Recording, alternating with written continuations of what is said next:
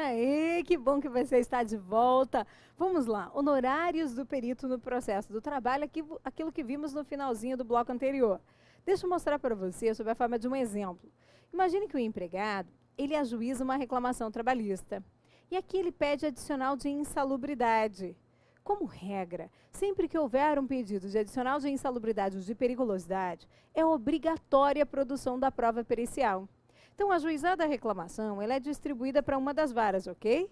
Quando ele chega nessa vara do trabalho, automaticamente é encaminhada uma notificação para que as partes compareçam em audiência no processo do trabalho, automaticamente. Então, elas vão comparecer nessa audiência aqui. Quando chega no dia da audiência, o juiz nota que há um pedido de adicional de insalubridade. Assim, ele já sabe que tem que determinar a produção da prova pericial. Vai determinar a perícia.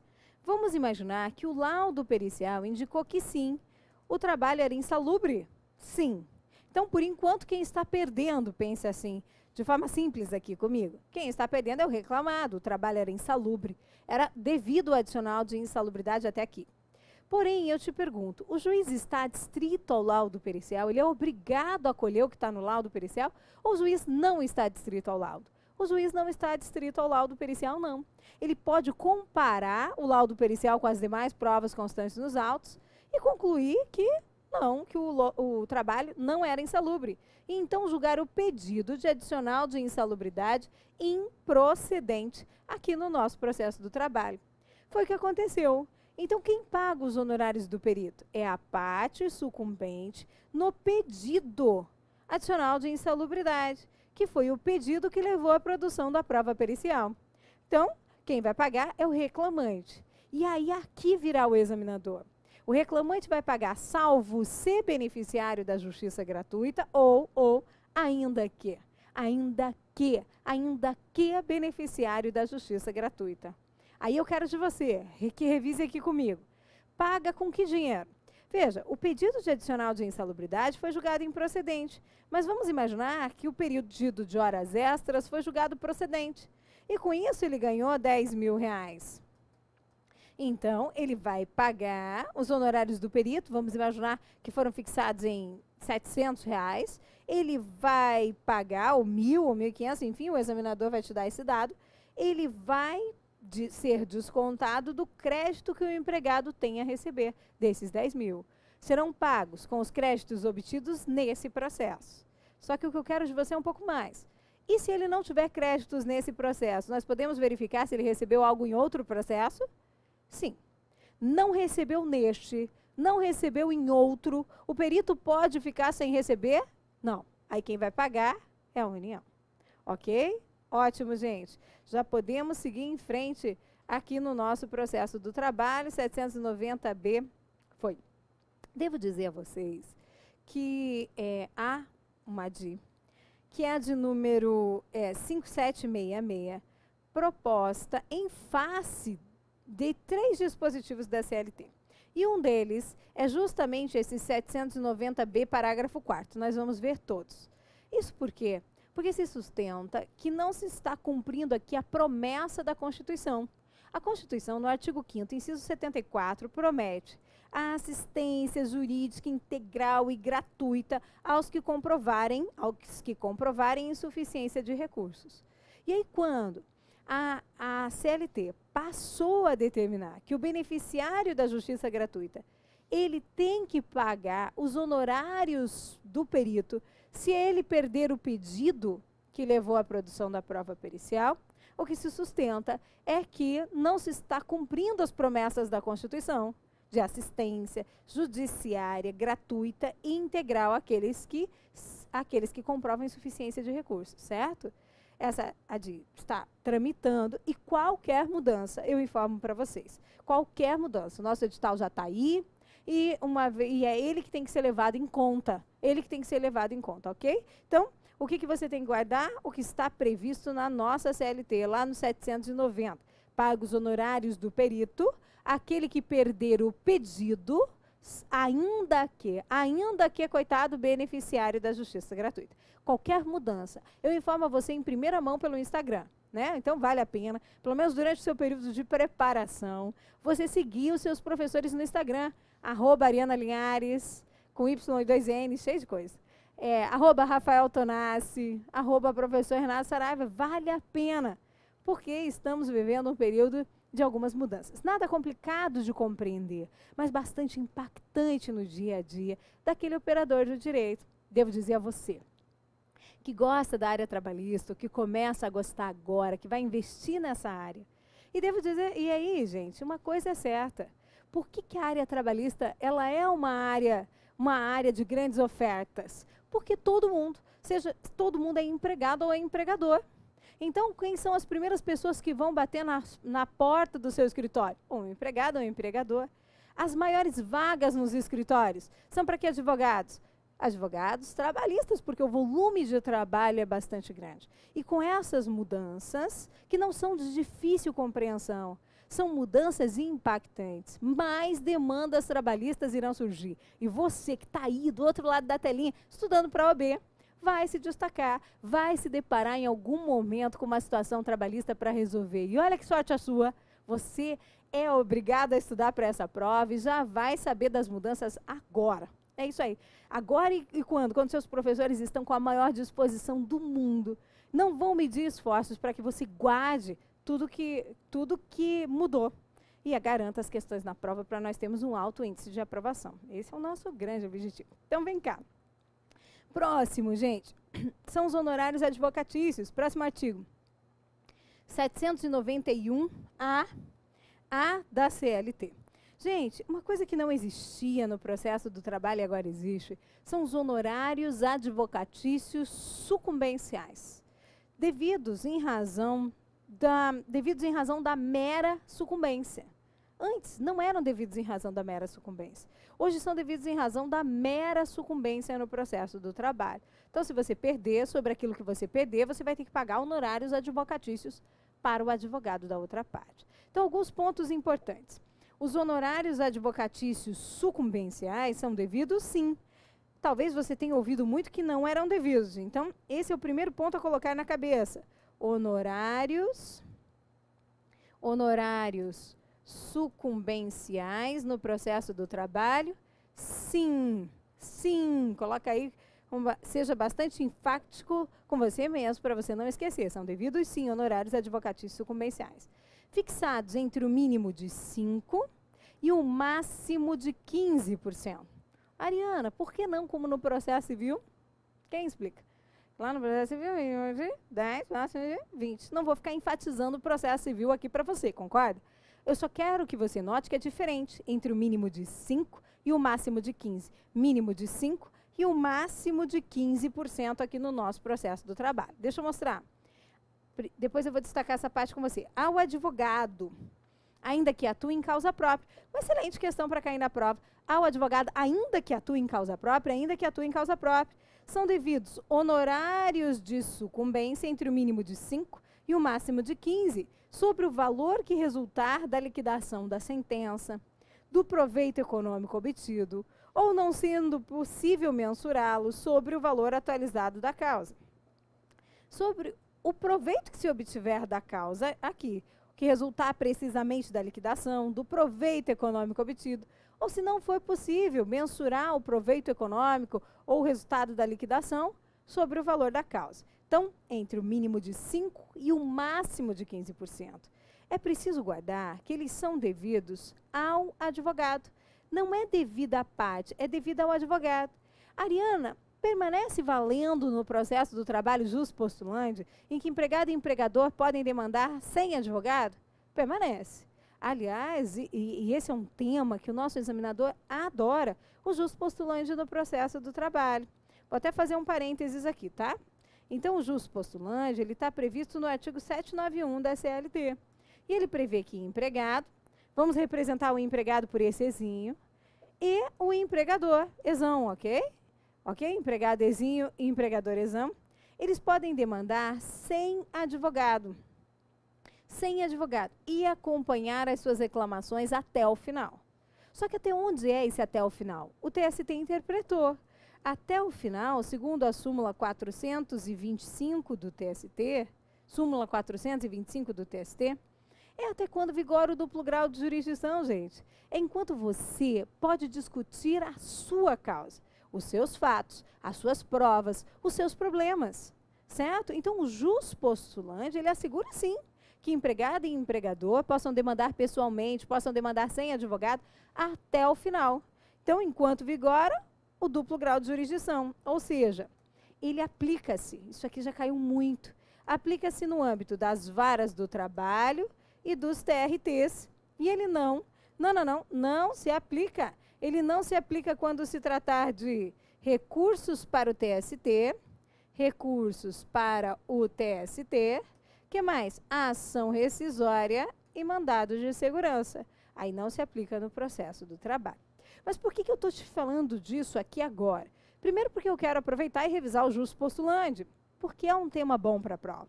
E depois porque esse advogado que atuou nas situações em que eu não tenho advogado, aí são devidos honorários, não tem advogado. E nas outras situações em que o advogado atuou em causa própria, você, daqui a pouco, como advogado, eu como advogado, o Rafael como advogado. Então, o professor Renato, que hoje é advogado, se nós todos, incluindo vocês daqui a pouco, advogarmos em causa própria, teremos direito a honorários advocatícios sucumbenciais? Sim. Então, são devidos ao advogado. Agora, se a parte não tem advogado, não há que se falar em honorários advocatícios sucumbenciais, ok? Ótimo. Então, entre o mínimo de 5% e o máximo de 15%. São devidos ao advogado. Sendo devidos ao advogado, gente, uma questão que vai cair na prova é que é vedada a compensação. É vedada a compensação aqui de honorários advocatícios. Vamos imaginar que foi ajuizada uma reclamação trabalhista. Nessa reclamação, R$10.000, pedidos no valor equivalente a R$10.000, foram julgados improcedentes. E nessa reclamação, pedidos equivalentes aos mesmos R$10.000 foram julgados procedentes. O juiz arbitrou honorários advocatícios sucumbenciais em 10%. Isso quer dizer que sobre os 10 que o reclamante perdeu, porque foram julgados improcedentes, ele, reclamante, tem que pagar ao advogado do reclamado R$1.000. E sobre os mesmos 10 que foram julgados procedentes, quem perdeu, o reclamado, terá que pagar R$1.000 para o advogado do reclamante, concorda? Sendo assim, e diante desse caso, porque é possível que o examinador traga logo esse caso para você, é possível, eu te pergunto, é possível a compensação? Ou seja, 1.000 de cá, 1.000 de lá, ninguém deve honorários para ninguém? Não, porque essa verba é devida ao advogado. Uma vez devida ao advogado, não é possível a compensação. Então, na hipótese de sucumbência recíproca, na hipótese de procedência parcial, uma parte dos pedidos foi julgada procedente, outra parte improcedente. Nesse caso, é vedada a compensação. Isso vai ser cobrado na hora da prova. É vedada a compensação. Ariana, agora o ponto alto. E o beneficiário da justiça gratuita? Justiça gratuita aqui. Ele tem que pagar honorários advocatícios sucumbenciais também? Também, gente. Também. E ele vai pagar com que créditos? Ele vai pagar agora, no processo, eu vou verificar. Enquanto está tramitando o processo, nesse momento, ele vai pagar com os créditos obtidos nesse processo, certo? Então, o reclamante, beneficiário da justiça gratuita, ganhou 10.000. Dos 10.000, eu vou descontar 1.000 que ele recebeu nesse processo. Mas vamos imaginar que ele não recebeu nada. A sentença foi de total improcedência. Então, eu vou verificar nesse momento se ele tem créditos em outro processo a receber nesse momento. Não tem? Então, pelo prazo de 2 anos, aí no futuro é possível demonstrar que mudou a situação de insuficiência, demonstrar que ele deixou de preencher os requisitos da justiça gratuita. Então, eu vou riscar, demonstrar que não existem mais os benefícios da justiça gratuita, os requisitos, e assim o advogado poderá prosseguir na execução dos seus honorários advocatícios sucumbenciais. A palavra é demonstrar. Trocando em miúdos, isso significa o seguinte: vamos imaginar que a sentença foi de total improcedência. O valor da causa era de R$10.000 em improcedência. O reclamante perdeu absolutamente tudo. O juiz fixou honorários advocatícios sucumbenciais em 10%. Vamos imaginar, entre o mínimo de 5%, máximo de 15%, ele fixou 10%. Então, é devido de honorários, quanto é devido de honorários? R$1.000. Nós vamos verificar esses R$1.000. Vamos, então, ver que o empregado, ainda que seja beneficiário da justiça gratuita, tem que pagar R$1.000 de honorários. Com os créditos obtidos nesse processo, não tem, ou em outro processo, não tem. Então, esse crédito é exigível pelo prazo de 2 anos, desde que seja possível demonstrar que não existe mais essa situação de insuficiência de recursos. Quer dizer que nós temos que ficar atentos a quê? As redes sociais, Instagram, Facebook. Hoje o Thales diz que é beneficiário da justiça gratuita. Daqui a pouco ele começa a postar que ele está dando a volta ao mundo. Thales disse, ano sabático, volta ao mundo, e começou a postar. Ele é beneficiário da justiça gratuita, ele não tem recursos para arcar aqui com as despesas do processo e com os honorários? Ele tem. Então, nós vamos demonstrar essa situação dele, a situação financeira boa do Thales, e vamos pedir a execução dos honorários advocatícios sucumbenciais que ele ficou devendo. Certo, gente? Deixa eu te mostrar os nossos parágrafos 3º e 4º. Na hipótese de procedência parcial, reclamante ganhou alguma coisa, reclamado ganhou outra coisa. O juiz arbitrará os honorários de sucumbência. Para aqui comigo, entre o mínimo de, não me abandona, diz aí, 5% e o máximo de 15%, sendo possível ou sendo vedada a compensação. Sendo vedada. Gente, se eu pudesse agora, eu colocaria fichas, apostaria fichas. Isso são fichas mal representadas, mas acredite, eu colocaria fichas nessa expressão, ó, vedada a compensação entre honorários. Por quê? Porque é devido ao advogado e não às partes. Agora, vencido o beneficiário da justiça gratuita. Ué, o beneficiário da justiça gratuita paga honorários? Paga. Vencido o beneficiário da justiça gratuita, desde que não tenha obtido crédito em juízo, ainda que em outro processo. Então, ele paga com o dinheiro que ele ganhou nesse processo ou em outro processo. Então, desde que não tenha... E se ele não tiver nada nesse processo ou em outro processo? Aí ele vai pagar, ele pagará com créditos capazes, cumprirá suas obrigações decorrentes de sua sucumbência, elas ficarão sob condição suspensiva de exigibilidade e somente poderão ser executadas. Se ele não tem dinheiro nesse processo, nem em outro processo, essa obrigação de pagar honorários fica sob condição suspensiva de exigibilidade, podendo ser executadas se nos 2 anos subsequentes ao trânsito em julgado da decisão que a certificou, o credor, o advogado, demonstrar que deixou de existir a situação de insuficiência de recursos. Deixou de existir, que justificou a concessão da gratuidade. Extinguindo-se esse prazo, tais obrigações, extinguindo-se, passado esse prazo, tais obrigações do beneficiário. Vou colocar aqui, face insta. Ficar de olho nisso aí pelo prazo de 2 anos. Depois de 2 anos, esquece, vão-se os anéis, ficam-se os dedos. Se ele der a volta ao mundo depois desses 2 anos, aí extinguiu-se a obrigação de pagamento de honorários. Gente, eu sou capaz de apostar com você que o examinador tenta... Examinador é espírito bom ou espírito ruim? Me diz, Thales, examinador é espírito bom ou é espírito ruim? Examinador é espírito ruim. Acho que isso é um consenso, né? Então, eu vou te perguntar uma coisa. Honorários do perito. Beneficiário da justiça gratuita paga honorários do perito? Opa, paga sim. Paga com os créditos obtidos nesse processo ou em outro processo. E pelo prazo de 2 anos? Não, o perito precisa receber, gente. Ou nesse processo, ou em outro processo. Ariana, o advogado também precisa receber. Mas o advogado pode cobrar antes, não é? O advogado combinou honorários contratuais além dos sucumbenciais. Ah, combinou até agora, nem tinham honorários na Justiça do Trabalho. Mas o perito não combina nada com as partes. Espera-se, não é verdade? Então, o perito vai receber seus honorários como? Com os créditos obtidos nesse processo ou em outro processo. E se não recebeu? Ponto. Quem paga? A União. O perito precisa receber.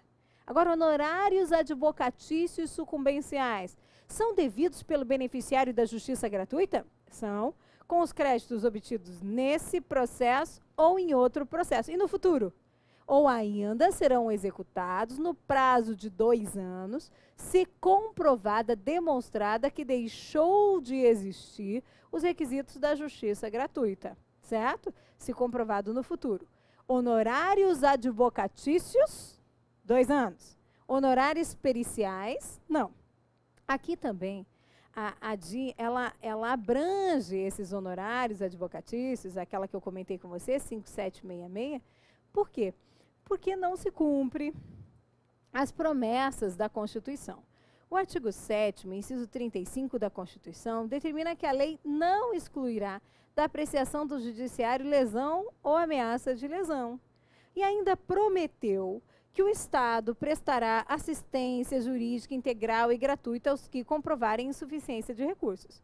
E agora, o beneficiário da justiça gratuita, ele tem que pagar honorários periciais? Tem, sim, senhor. Tem que pagar honorários advocatícios sucumbenciais? Tem, sim, senhor. E aí o que se questiona é, será que aqui não se está violando a Constituição que prometeu assistência judiciária gratuita e integral aos que comprovam insuficiência de recursos? Esse é o objeto, o fundamento principal da DI. Vamos esperar. Vamos lá, minha gente, estamos avançando muito.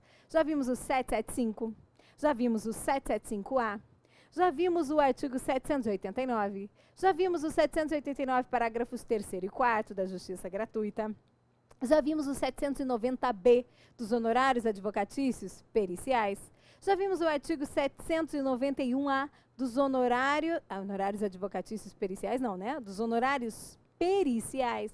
Já vimos o 791A dos honorários advocatícios sucumbenciais. E vamos em frente. Agora vamos ver o artigo 793, por ordem, gente. Estamos vendo todos por ordem, todos os que mudaram. 793A a 793D. O que aconteceu aqui?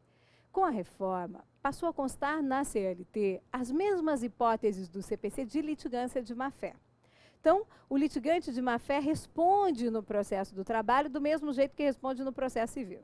Agora, o que eu sou capaz de apostar com você que o examinador vai cobrar são 2. 793C e 793D. 793C e 793D. Quando? O quê? O empregado ou o empregador, enfim, o litigante, ele foi reputado litigante de má-fé. Ele vai ser condenado a quê? Pode ser de ofício, pode ser a requerimento, esses detalhes vão cair. Então, vamos memorizar juntos agora, de ofício ou a requerimento, de ofício ou a requerimento. O litigante de má-fé, ele vai ser condenado a pagar 4 coisas. Pode ser condenado multa, e o examinador quer saber de quanto que é essa multa. Ativar o processo de memorização, fixação máxima. Multa superior a 1%, inferior a 10%. Superior a 1%, inferior a 10% do valor corrigido da causa. Superior a 1%, inferior a 10% do valor corrigido da causa. Vai ter que pagar também, além da multa, indenização. Mas quando houver prejuízo. Quanto aos prejuízos, correspondente aos prejuízos que causou a parte ex-adversa. Multa, indenização. Indenização é superior a 1%, inferior a 10% do valor da causa? Do valor corrigido da causa. Indenização, que a parte eventualmente, em razão dos prejuízos que a parte eventualmente tenha sofrido. Honorários advocatícios. Que honorários são esses, gente? Honorários sobre o valor da multa e sobre o valor da indenização, se houver. Esses é que são os honorários específicos. Honorários sobre o valor da multa, honorários sobre o valor da indenização e as despesas que a parte ex-adversa efetuou. Vai arcar com todas as despesas que efetuou. Então vamos lá. O litigante de má-fé será condenado a pagar multa superior a 1%, inferior a 10% do valor corrigido da causa, de ofício ou a requerimento? De ofício ou a requerimento, sim. De ofício ou a requerimento. Indenização, se houver prejuízo. Multa é honorários e despesas. Multa, já tá, você poderia dizer. Mas na hora da prova você vai dar graças a Deus. Você, coitado, tem muita coisa para estudar. Por isso que nós vamos sair daqui com essa matéria grudada na cabeça. Vamos lá, juntos? Multa. Indenização. Honorários sobre o valor da multa ou da indenização e despesas que efetuou. Certo, gente? O 793D, gente, que artigo lindo! Você não sabe o que aconteceu. Aplica-se, isso aqui é novidade, é nossa. E vamos colocar, esse aqui eu vou colocar até, não vai nem ser minhas fichas, vai ser um coração para esse artigo. É uma mudança tão simples, mas vai impactar tanto na Justiça do Trabalho. Aliás, vai impactar não, já está impactando na Justiça do Trabalho. Aplica-se a multa de litigância de má-fé à testemunha que mentir. Minha gente, mas Ariana, a testemunha já não podia mentir antes, porque ela respondia pelo crime de falso testemunho. Quando foi na vida que você viu uma testemunha ser processada e presa pelo crime de falso testemunho? Diga um caso que você viu, que você ouviu falar. Não. E a impunidade gera reincidência, não é, gente? Gera reincidência. Agora, eu tenho certeza que você já ouviu falar de muitas testemunhas que mentiram em juízo. Pois bem, agora, isso tende a diminuir, quiçá acabar. Porque vai doer na testemunha onde mais dói. Onde mais dói, Thales? Onde mais dói na pessoa? No bolso. É verdade. E aí, agora, a testemunha que mentir intencionalmente, ela mentir intencionalmente, alterar a verdade dos fatos, ou omitir dados essenciais, ela vai ser condenada a pagar a multa. A pagar multa, indenização, honorários e despesas, não. Essa vai ser uma boa pegadinha na prova. A pagar a multa por litigância de má-fé. E agora com você, essa multa é de quanto, gente? Diga aí para mim, essa multa é de quanto? Superior a 1%, inferior a 10% do valor corrigido da causa. Mais. Superior a 1%, inferior a 2% do valor corrigido da causa. E tem mais. Olha só, a execução da multa dar-se-á nos mesmos autos. Então, não é uma coisa lá por um processo, caso se processe a testemunha, não. É agora, now. Então, fala para mim, pelo que você está sentindo, pelo pouco que você sabe, pelo muito que você sente, diz para mim, é ou não é uma questão impactante? Isso aqui é a cara da reforma. Não é difícil compreender o que mudou, mas vai impactar na vida lá na frente, vai impactar na condução dos processos e vai sair na frente. Você que está aí estudando e teve a sorte de ter a reforma sendo cobrada no seu exame. Sinceramente, gente, é muito difícil. Uma prova em que não se cobra a legislação em vigor. É muito difícil ensinar, porque o pensamento começa a mudar. É muito difícil estudar algo que já não está em vigor. Então, abre seu coração para receber a reforma trabalhista. Ela é uma realidade e sorte a sua que está sendo obrigado a estudar agora com ela. Porque isso significa que quando você cair no mercado de trabalho, e eu posso garantir que você, em algum momento, nem que seja numa pergunta de família, você vai ser questionado sobre situações trabalhistas. Porque na nossa sociedade, ou se é empregado, ou se é empregador. Ou se é empregado, ou se é empregador. Então, nesse caso, você precisa conhecer essa legislação, beleza? Tomara que você esteja aproveitando o curso, porque a coisa que eu mais quero agora é que você assista esses 4 blocos. Você já venceu metade do caminho, já assistiu 2. Só faltam mais 2 blocos para check. Feito, pago essa aula. Aí, gente, só falta mais uma aula de processo do trabalho e 2 aulas de direito do trabalho e a sua consciência está tranquila. Vem entregue para as nossas aulas. Vem, você vai fazer um intervalo? Você precisa fazer um intervalo? Se precisa, vai lá, é um direito seu, você merece. Vai, só vou te pedir, cronometra. Gente, porque o intervalo é uma fenda no tempo, acredite em mim, acredite. Então vai lá, cronometra, faz soar um alarme e vem que eu já vou estar esperando você com uma coisa que mudou. Contra todas as expectativas, veio o artigo 800 da CLT para falar de exceção de incompetência. Aqui não é que nem no processo civil preliminar de contestação, não. Eu não vou ficar enfatizando o CPC para você não, né? É diferente. Tem tudo para cair na prova. Estou te esperando louca para contar para você. Até já!